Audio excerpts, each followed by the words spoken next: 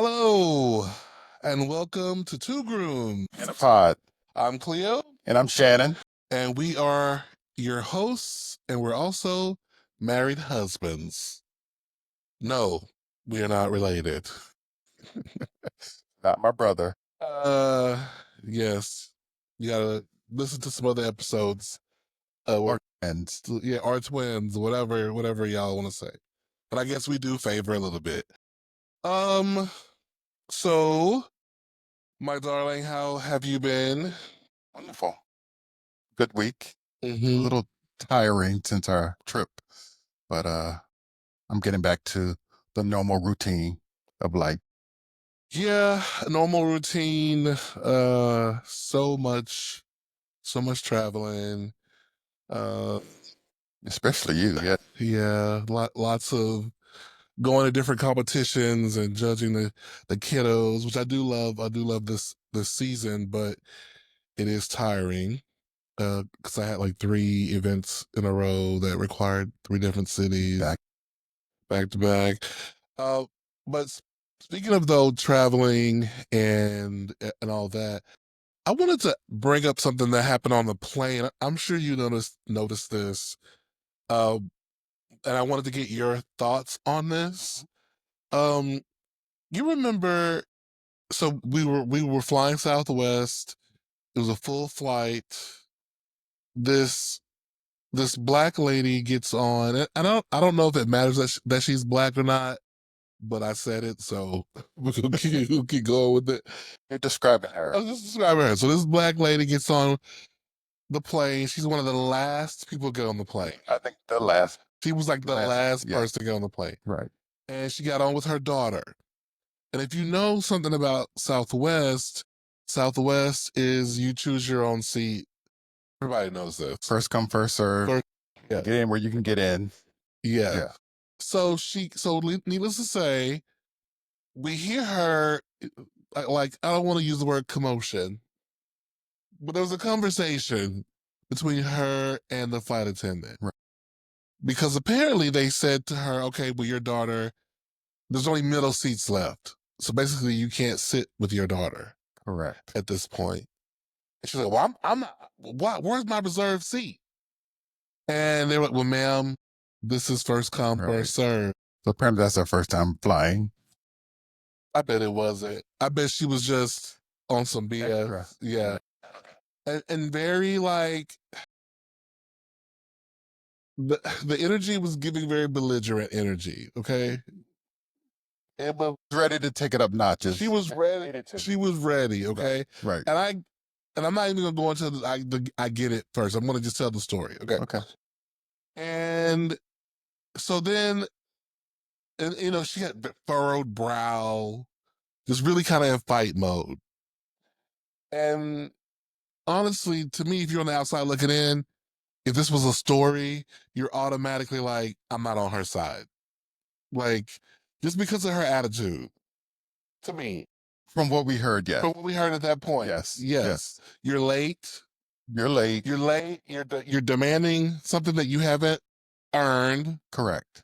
And now you're mad because you haven't gotten it. And you want someone to do something about it. We haven't got to that point. Okay. So now Other things, all right. we walk up to the front. They walk up to the front, and the flight attendant gets on and says, is there anyone who's willing to switch seats with this lady and her daughter because there are only middle seats left? Okay. As she's walking up to the front, there's chatter from her, I'm not leaving my baby alone, or she's not sitting by herself, or not, she's not going to be separated from me. Yes, she did say that, yes. And fair enough. But it was all very still gruff. Yes. Furrowed brow. So Right. she gets up front and they make the announcement. And I'm sitting there going, well, I'm not moving because this is gonna be a very uncomfortable flight for me if I move to a middle seat. I just can't happen. You know, go ahead. Well, I mean, we don't really have that kind of liberty to move like No, nobody wants to sit next to us. Right. Right. No one wants to be like, no. Excuse me. You're like Oh my God, people would scream, no. Okay. There's a reason why we fly Southwest extra seat. Okay, we don't even sit up under each other, but if we had to sit next to somebody, we would sit underneath each other. Right. Because at least we could lean with the band then. Correct. So I was just thinking, based on all those things I just said, is it wrong that if no one gave their seat up to her? Now, mind y'all, well, I'll tell you how the story ended in a second, but is it wrong if no one gave their seat up to her? No. I mean, I don't think it would be wrong because it's your preference. It'd be a nice thing to do. Yes. Yes. Right. But based on what we heard and what was going on, I didn't see anyone jumping up out of their seat to assist. Right. And I think that's probably because of her delivery. Yes. If she had to come in with a different kind of energy that wasn't so.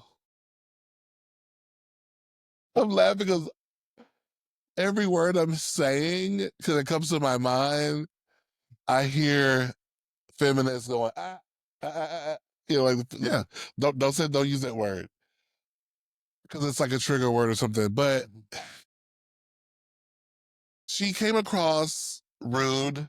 She did. And unnecessarily, she was already at an 8 or 7. She came and escalated. She came and escalated, and she should have, because she was in the wrong, came in more humble. Correct, because you're asking a favor from stranger. Yes. Yes. And so instead of coming with this, but she was also kind of giving the attitude to the flight attendant.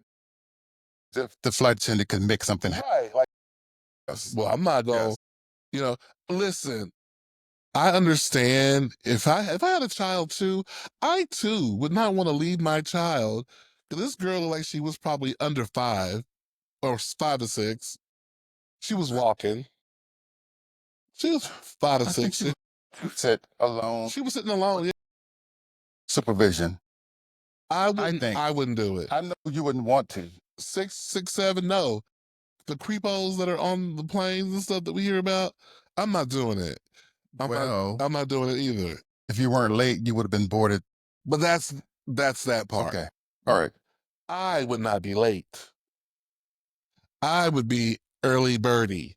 And, now, of course. And if you're late, you come in a little quieter, a little more demure. That part. Can I say that? You can say that. Okay. Demure, mindful even. I'm going to be mindful of the fact that I'm about to ask some favor of, strangers. Yes. And so, but lucky for the woman, this kind, young, black man, happened to be black, could have been anybody, but he was black, who gave up the seat for the woman. And it's comfortableness, I'm quite sure, because he was boarded before us. He boarded before us, and we had pre-board, and he had his aisle seat. He had a space in between him and the woman next to him. He had a comfortable 2 hours coming ahead. But he was thin too. He was thin. He was nice. He saw the commotion, I think. Saw the commotion. He was like, I can do it. I'll take. He took the L for the team. So, because to that man, congratulations to that woman. But she should have come in more humble. She should have, because that could have went so many different ways. It could have been, well, I'm sorry, ma'am, you have to leave the flight. No one's giving up their seat. You don't want to fly the way the seats are. On Delta and American and get an assigned seat. Right.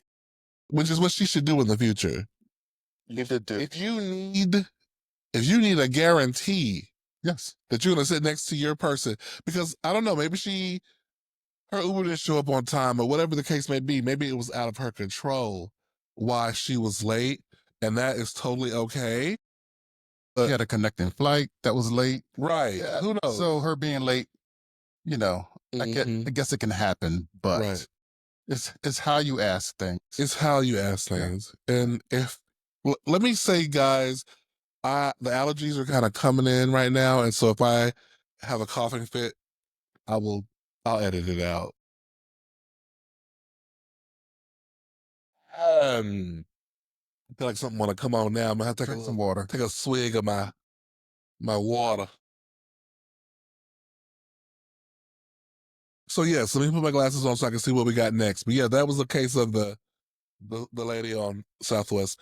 So we are doing a lot of watching of RuPaul's Drag Race, and um, there's this YouTube show called Ross. Well, there's a club called Roscoe's, and the queens go on Roscoe's to discuss their time on RuPaul's Drag Race. And the last week, the last episode I saw had Sam Star on it, and her drag mother, Trinity the Tug. Yeah. So they were talking about how essentially Trinity the Tug basically let Sam just pull all her outfits for the runways. And I was just thinking, I was like, is that fair? But I guess, I mean, it's I guess it is fair. I mean, I'm sure people borrow things and yeah. from people and to get ready for Drag Race. Everything isn't just made for the show. I mean, I don't think there's a stipulation you have to have original Right. items. And how would you verify that? Right. True. Well, I know that someone did like one of those side by sides where Trinity the Tuck was wearing an outfit that Sam Star was wearing. Oh, okay. Yeah. So, I don't know. Okay, I was just curious what you thought about that. I don't. It's not a big deal. I just something that came up, and Sure. I was thinking about it. They just don't talk about it. Right. Everybody claimed that their things are original and that kind of thing. So, just probably keep your mouth shut. Right. And then Trinity was talking about, well, the runways don't really matter anyway. And I'm like, yeah, Trinity, we all agree with you that they don't matter till they matter, right? They don't matter till they matter. But girl, I don't know. I feel like as a winner, you think they matter? Not entirely, no. But That's what I'm saying. if there's a distinction between, the challenge of that, particular episode, Yeah. then they go to what you wore. Yeah, okay, I Yeah. agree. Now, but what I don't appreciate, I feel like Trinity was kind of catching an attitude with it. Attitude about well the show, The show. it doesn't. I told her don't spend all that money on that show because the runways don't even really matter, and so she didn't say nothing bad, but it felt a little stank. Yeah. To me, as a winner, I get so tired of winners like Alaska. I don't. I mean, who else be having stuff to say? Uh, the what's the girl who really went off recently? Oh, what's her name? The one who we had such high hopes for, but it turned out she didn't do well. Then it turned out she was sick, and I can't think of her name right now. I'm not sure. From Atlanta. It was this. It wasn't this season. It was like last, maybe a couple seasons ago. Anyway, I just get so tired of people who have bad things to say about Drag Race when it's like we never would have even cared about your platform if you hadn't been on Drag Race. Some of the all stars or veterans, depending on how long ago it was. Yeah. Contained it for other contestants that are hopeful to be on there. So they kind of talk from a place of superiority. Yeah, sure. Yeah. I think they should keep some of their opinions to themselves and let people just kind of go through their own experience with it a little bit and kind of chill. I was talking to one of my other friends about that, and he was like, "Well, it's like if you think about it, Drag Race is like a job, I guess. And so, do you not talk about the BS that goes on at your job if you disagree with stuff that happens at your job?" And I'm like, "Well, I can see that. I guess that's a one way to look at it, but I still don't think it's right." I think that sometimes your experience could be different than others. Of course, yeah. You have different experiences, and I don't know. I don't know. I can't tell people how to feel or to explain themselves I or can, I whatever. can. Do, and I will. I'm just saying, I think that that's just like somebody saying, "Oh, don't be that person's friend," or "Don't do this, don't do that," Right. emphatically. And Yeah. but then, when you, as an adult, and you grow older and you experience it yourself, you're like, "What the hell were they talking about?" Y I didn't True. have that same experience, so Mhm. sometimes I think you have to be mindful when Yeah. you're giving critique about a certain experience you had that others are coming behind you and trying to emulate or get where you're at. So So mature. Yeah, good. That's a good response. yeah, I think I've had people give me so much advice and experience and Uh-huh. their thoughts, and I'm like, when I experienced it, I had Mm. nothing near as traumatic as they made it out to be. True. That's very true. I mean, you really are kind of foolish if you ever base your experience off of someone else's Yeah, experience. yeah. Excuse me. So, have you ever? Well, let me just tell you the story. So today, I was going to one of my contest sites to judge, and it was 2 hours away from the house, little over 2 hours from the house. Hmm. I always, like a smart person, I always, those of you who are watching the video and I'm looking off to the side, it's because my computer's over here and I'm using some kind of rigged up way to charge it so that I can keep it on because I left my charger in Chicago and then I went and ordered a new charger and the new charger came in and it was wrong. It doesn't fit. And now I got to go to the Woodlands to go to the Apple store and see if I can change now. But I'm scared to drive all the way there because they may not have the charger that I need. When I think about it, they probably don't. I probably should call them. I'm just gonna call Yeah. them. But anyway, so I'm charging like with a thing that really should charge your phone. So I'm just checking to make sure things aren't just gonna shut down on us. But anyway, back to to the story. Digress. I digress. So I'm driving, it's 2 hours, little 2 hours away. I always use the bathroom before I get on the road. So about an hour and maybe 90 minutes in, 90 minutes in, I start thinking, I think I may have to go to the bathroom. I may have to use the Mhm. bathroom. And then but I can make it. I can make it. And then, you know, about 10 more minutes. Oh, I really need to go. Huh. I think I need to go. But by this point, I'm not really seeing any stores to stop at. I'm too close to the venue is kind of in a not wooded area, but a very Remote, not rem- rural. rural area that Okay. didn't really have a bunch of stores. And I was so close. And as I turned into the location, which is kind of like a campus, and it hit me like, I gotta go. Like, I must go. I must go. And I was like, no, Cleo, you can do this. You can, come on, you can do this. So you had to park and then But I didn't know where I was going. right, That was the problem. That's what sent me into emergency mode because I was like, where the fuck am I going? right. Where is it? Push yourself like that. But then I get out of the car. Now I'm thinking about, I got to see if I can find a place to relieve some of myself outside because I can't even bother trying to. Okay. You're outside. But I'm outside, man, and I'm in the parking lot. I can't do that. You cannot. I don't want to get arrested. So I'm like, look. So I'm looking in the. Oh, I have my coffee cup. I had got some coffee latte this morning, and then I empty the cup out, get back in the car, and I'm trying to negotiate with myself to to position myself in a way to get to get it all in the cup. Mostly successful. just enough to relieve the pressure, dump it out.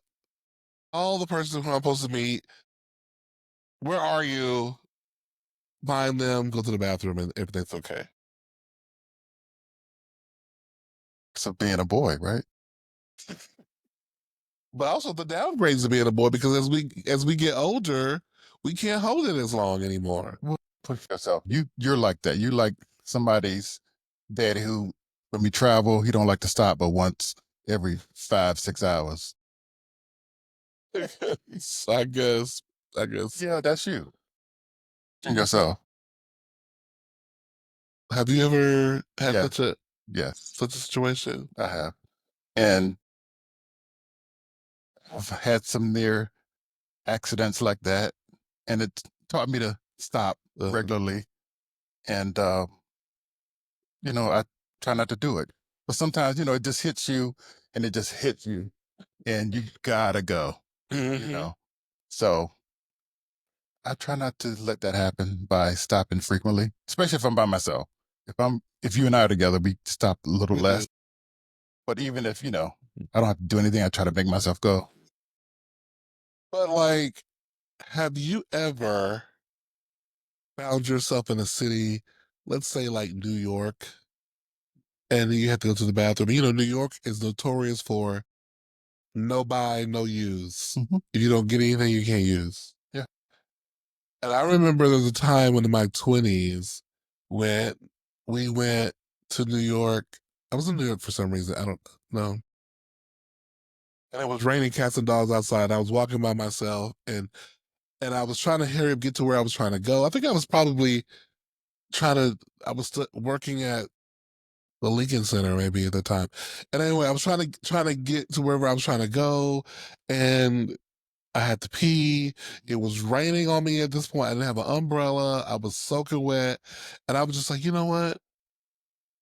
No one will ever know. I feel like, over 20 years has passed. I can talk about this now. And I I've just peed on myself in the middle of the completely. streets of New York. Let it go. Let it go. Because Good thing it was raining. because I was soaking wet in the rain. It didn't Okay. matter. And I didn't want to like pull into an alley and risk getting like, You are. Okay. I mean, but no, I didn't want to get like arrested for like lewd exposure or something. You know? I think we all have had, an accident. Have we all peed on ourselves in public? I'm not sure. Oh, tell me about your story. I don't remember. I think I probably was younger.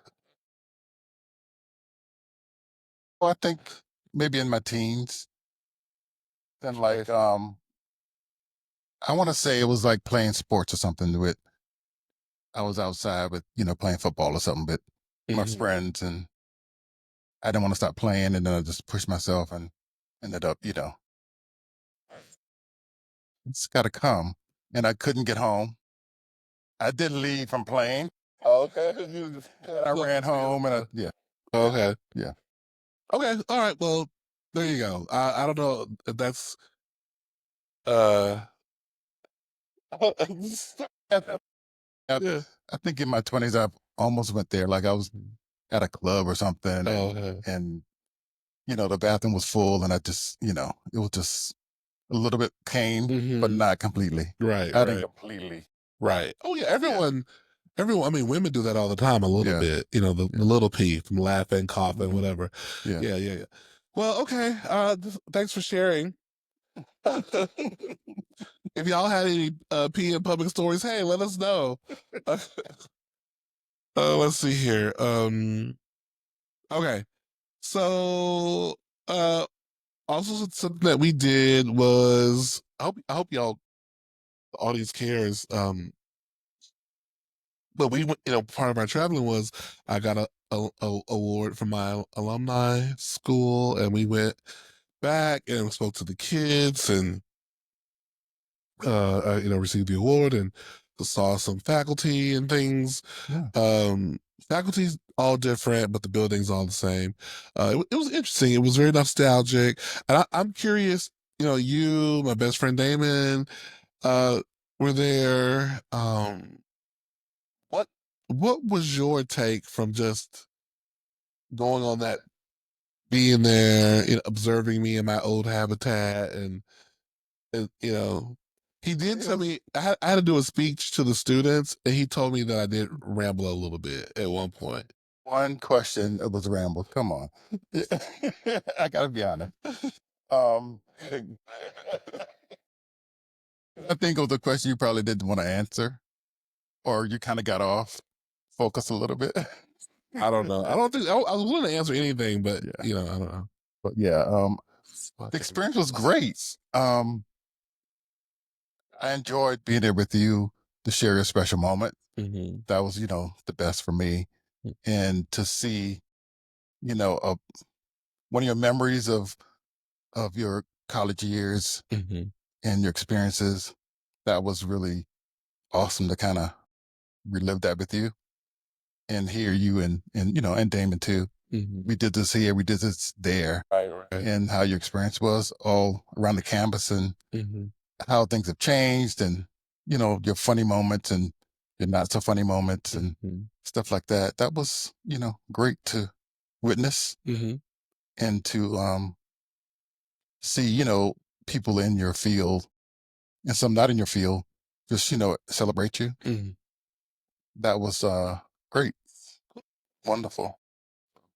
I'm glad I went, glad you invited me, and it was really special seeing you get Thank awarded and you. appreciated and honored. I was happy to have you there. Thank you. Thank you. Um, but the bookstore did not have any shirts in my size. Okay, fail. That's a fail. Yes, you have alumni who are bigger than a 3X girl. So I don't try anymore. it's like If you ever go to USC, it's not going to it's happen. I'm not. not going to the bookstore. I'm not going to try to get disappointed. I was even willing to get a book bag, girl. I was even like, okay, give me a book bag, and they didn't even have a good book bag. It was just like, oh, we got this. They got the clear bag that so you don't steal, so people When don't you go see to you. events and Yeah, stuff. you go to Yeah. events. It's like I don't want that, Mm-hmm. but it was a good day. I was so happy to have you there. I was happy to have Damon there. I was really proud Mm-hmm. just to have you by my side during that time, and I think if anything, it just made me appreciate like where I am now in life, where we are in life. Mm-hmm. Just you know, back then, I had no clue where life would end up. Yeah. Almost 30 years later, and so we just keep living and doing and trying, and the rest will take care of itself. Yeah. Uh, you know, most definitely. Shout out to the East Texas. Thank y'all for the honor. Uh, okay.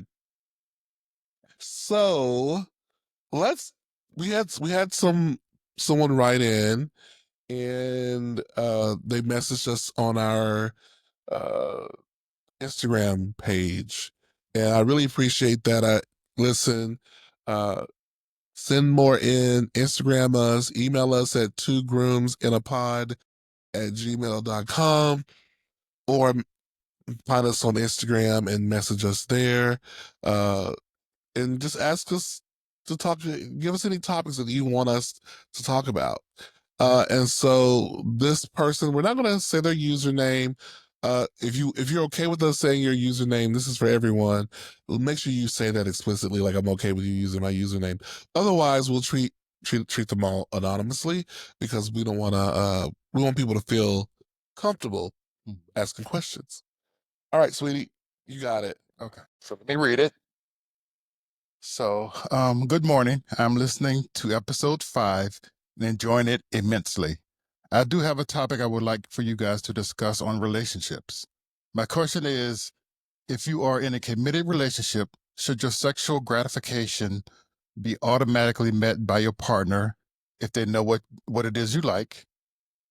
I just want to know, should I have to ask, or should that person already know, um, already be known, and then it's up to them to pay attention to your needs? How long has it been since they took care of it, knowing what it is, what's it's best to give, Okay, let me see. Knowing when it's best to give what you need because they know. I hope this makes sense. I'm just asking because I'm kind of going through it right now. So the first part of it is, so your partner, you've communicated to your partner, I like XYZ sexually. Your partner knows. Your partner has done it. But then time goes by, y'all probably doing other things, but your partner hasn't done the other thing that you communicated that you like.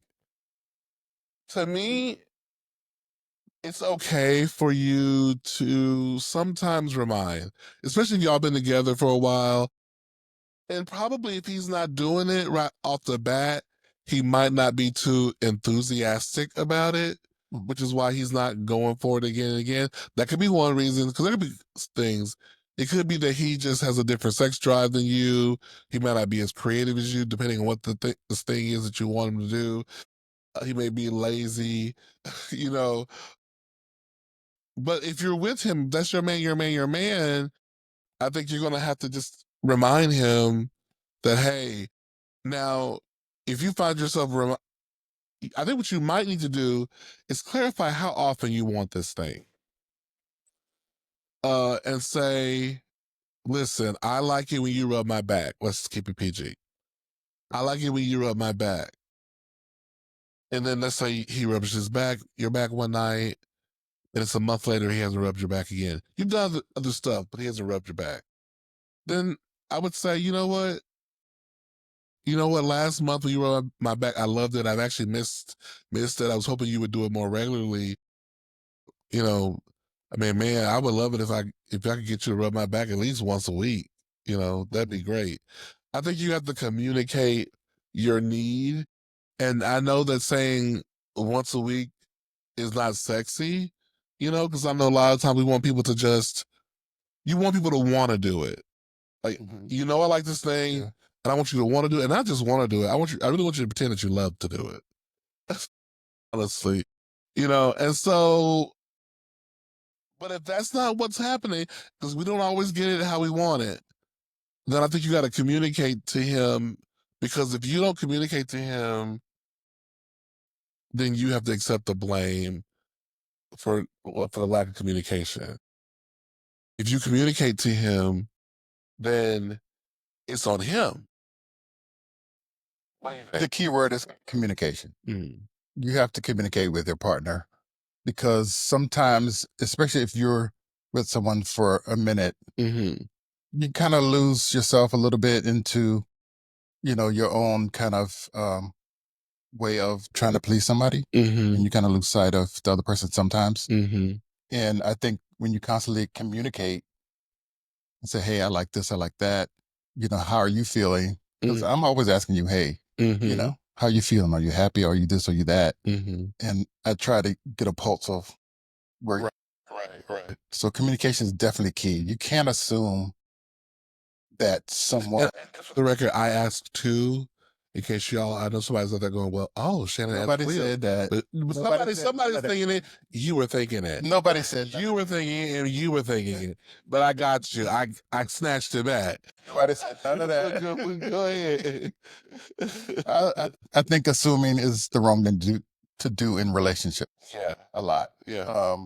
Especially when you're intimate. Mhm. You really want your partner to be pleased. Mhm. And And sometimes maybe he's not asking because he's afraid to be told he's not doing right. Like you know what? There could be some of that, a little bit of, if I don't talk about it, Mhm. then I can't be critiqued, Yeah, you know? true. And, but it does all come back to figuring it out. Now, this is what you need to do. Set a romantic situation.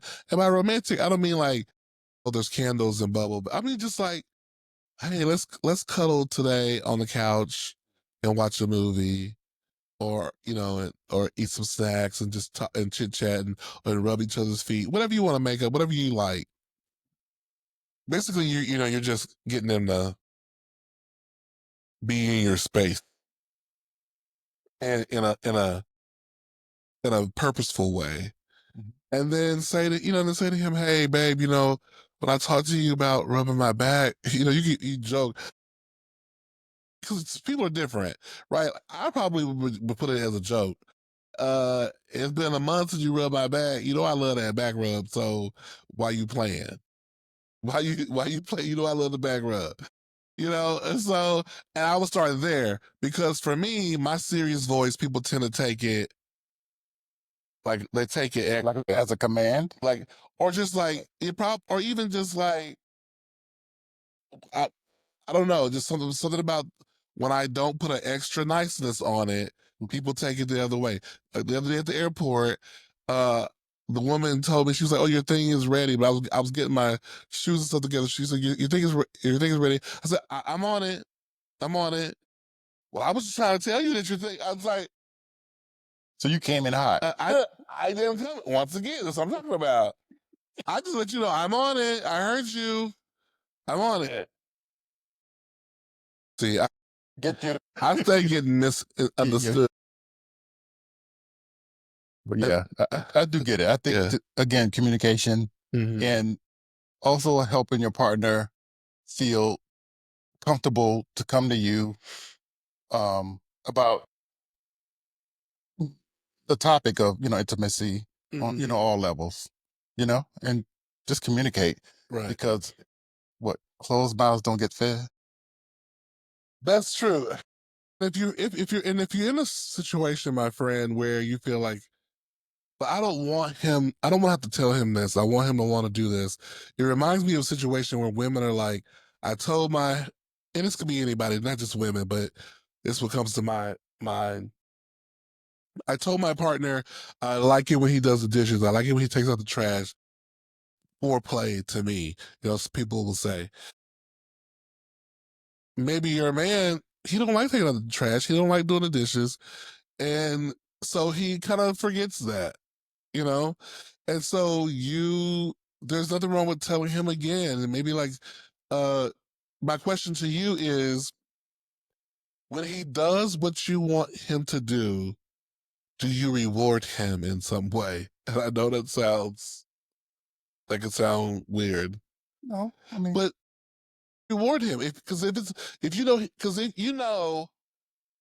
if you like your back rubbed, then are you are you doing it? Are you doing the dishes to get your back rubbed at some point, or are you leaving the dishes pile high and and the trash is got the flies on it, and then you talking about, hey, can I get a back rub? I mean, I guess for me, outside of rewarding, for me, it's about positive reinforcement. Yeah, While you're doing it, um, I love when you do that. You were great when you did that. yeah, Not just finish right, the next day. Hey, I loved when you did that to me. right, Let right, them know. Hey, I like when you do that. right. So subconsciously, Yeah, it's in your partner's mind yeah, that, hey, you love that. You really love yeah, it. And again, yeah, communicate. Hey, yeah. we haven't done this, you know, or initiated. If you do all this and he's still messing up, then you got to have a real conversation, okay, about, I've asked you for this. Don't want, you seem like you don't want to do it. Can we have a real conversation? Not into. Are you just not into that with me? Yeah. You're not into me. Like, then you got to have a real conversation about that. And if they don't, they go, "Oh, no, no, no, no, no, no, I'm the." And okay, then they need to do some work. They need to get a little bit more considerate for you. Yeah, I think if Yeah. you're definitely overt about your request and what you want, Mm. and it still goes unmet, then yeah, those are some deeper conversations. Right. And I mean, I could go really deep. I mean, I'll have to talk to the other person too, but are they, that could be some kind of, when you are passive aggressive, Yeah, right? yeah, I know you like this thing, but I'm not going to do it. I'm going to be passive aggressive about it. yeah. That's a It deeper kind That's a of deeper kind of thing. manipulation. Yeah, Yeah, yeah, yeah, but I'm sure it's not that. I'm sure it's yeah. not that. I'm sure it's not that. Again, communicate. And if you're after communicating, a few times and it still persists, then, there's got to be a real conversation about, I think, I don't think relationship. I mean, Yeah. Yeah. Because you're too young to be, because this friend who I'm thinking about, you're too young to be living unsatisfied, you know? yeah, And you should have real conversation about that, I think. absolutely. Absolutely. All right. One more topic before we say la vie for episode. I believe this is going to be episode 7. Um, when is it too soon to say I do? Because while we were at the not the conference, but at my honoring by my alumni, by my alma mater, um, the topic came up. One of the kids asked me, "How did I meet my husband?" And so I told them our story, which you guys know because why? You watched the first episode of the Two Groups of the Pod podcast where we talked about how we met. No, it's going to be a test. Exactly. And so I went over the story with him, and our love story is kind of a fast love story. We how soon we got married and everything, but I also was explaining to them that we are over 50. I mean, at the time I wasn't over 50 yet, 49 ish, or no, not 40, not 40 ish, 46 ish. I was late 40s when we got You're together. about to turn 48. Okay. See, late 40s. So I was late 40s when we got together.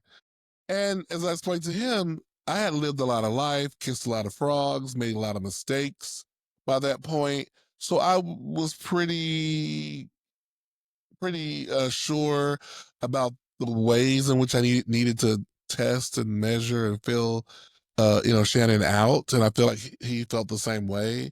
Mhm. That he kind of, you've learned your gut, you learn when your gut goes bad and all this stuff. And so to answer that question of when is it too soon to say I do, I feel like the younger you are, the more time you need to flesh people out. So Yeah. if you met someone in your 20s, you probably should date them for 5 years before you get married. Live together. Yeah, No. they for at least a year, live together for 2 to 3 years, then have a long engagement and get married. If you're in your 20s, in your 30s, date for maybe at least 6 months to a year, live together for a year to 2 years, then think about getting married. In your 40s, follow your gut. You know better. But you should know better by this point if you've been dating people. That's my Yeah, unscientific, thing. that makes sense. I just don't think nobody in their 20s and teens should be having shotgun weddings. No, you should be having a whirlwind Britney Spears running to the what the fuck that thing to the Justice of the Peace to Las Vegas. Las Vegas to the Elvis impersonator Right. getting married. Nobody should be doing that No. in their 20s. Nope. Okay. No, it's too early. It's too early. Yeah. But for us, we were both ready and open for each other. I wasn't seeing anyone, you weren't seeing anyone. Right. So we were wiser. Yeah. We knew what we knew Mhm. about what we wanted in our lives going forward and forever. Yeah. So it wasn't a lot of questioning, for either one of us Right. about the next steps to take. So, I mean, that was easy for us. And I know it's a little different for heterosexuals. Uh, ticking time clock of babies and things and all that stuff. But still, that's why the divorce rate is so high because people ain't waiting. People are just getting in marriages just so they can pop out some children. Um, Well, we don't have that to worry about. I don't know. We don't have that to worry about. If so, I don't know. We need to have a conversation. Like, that's news to me. Listen, let me shut up. This ain't that kind of podcast. I'm just let me stop. So take your time, people. Take your time. Take your time.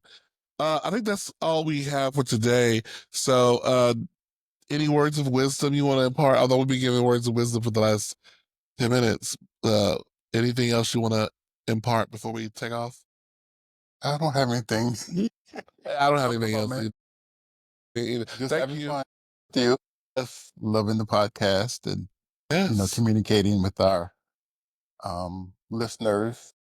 Hey, we got a whole 10 followers on Spotify right now. We should have more.